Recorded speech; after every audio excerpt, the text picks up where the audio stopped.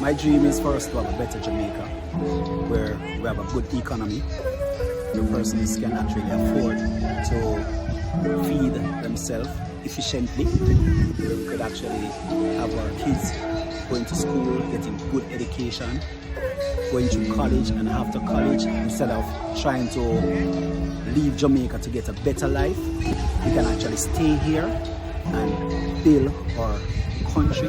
The People's National Party under my leadership is committed to building a society that embraces the Jamaican dream. We must ensure that all Jamaican children achieve age-appropriate levels of literacy, numeracy, and critical thinking by the end of grade 6.